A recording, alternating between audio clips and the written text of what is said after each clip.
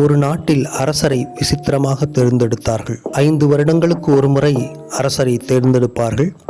5 வருடமும் ஆனந்தமாக வாழலாம். 5வது வருட இறுதியான நாளன்று ஒரு பயங்கரமான காட்டில் அவரை கொண்டு விட்டு விடுவார்கள். அங்கு அவர் பசி தாகத்தினால் இறந்தே போவார். அப்படிப்பட்ட ஒரு பயங்கரமான காடு அது. எத்தனையோ 5 வருட அரசர்களை உரமாக்கி கொண்டு அக்காடு செழிப்பாக வளர்ந்திருந்தது. இதற்கிடையில் புதிதாக ஒரு அரசர் தேர்ந்தெடுக்கப்பட்டார். அவரும் எல்லா அரசர்கள் போல ஆனந்தமாக காலத்தை கழித்தார். வேட்டையாடச் சென்றார். நிறைய பேரை அழைத்து கொண்டு.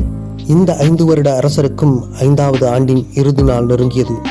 மக்களுக்கோ வெகு ஆச்சரியம்.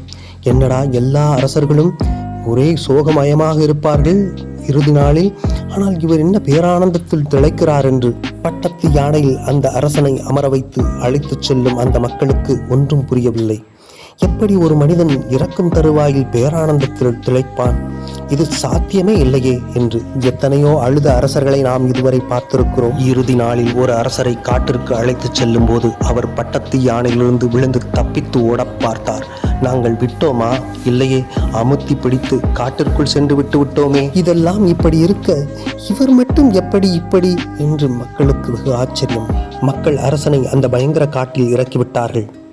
தற்போது ஊழல் செய்து மாட்டிக்கொண்ட அரசியல்வாதி எப்படி ஜெயிலுக்கு செல்லும் போது கையசைத்து கொண்டு சிரித்தபடியே செல்வானோ, அதே போலவே இந்த அரசனும் மக்களுக்கு கை காட்டிக்கொண்டே சிரித்தபடியே உள்ளே சென்றான். அந்த முன்னாள் 5 வருட அரசன் காட்டின் உள்ளே செல்ல செல்ல அந்த பயங்கரமான காட்டின் நடுவில் ஒரு பெரிய அரண்மனை இருந்தது. கிராமங்களும் இருந்தன. ஆம், அந்த மகா புத்திசாலியான அரசன் அடிக்கடி காட்டிற்கு வந்து தனக்கு தேவையானதை அப்போதே உருவாக்கி கொண்டான். மக்களால் அந்த அரசனுக்கு 5 வருடங்கள் கொடுக்கப்பட்டது. இறைவனால் நமக்கு இந்த வாழ்க்கை கொடுக்கப்பட்டிருக்கிறது. இந்த வாழ்க்கையின் இறுதியில் நாம் உருவாக்கிய சாம்ராஜ்யத்தில் வாழப்போகிறோமா அல்லது உரமாகப் போகிறோமா என்பது நமது கைகளிலே உள்ளது.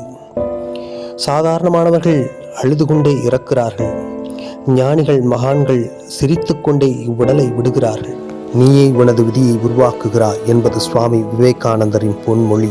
ஜெய் ராமகிருஷ்ண ஹரி.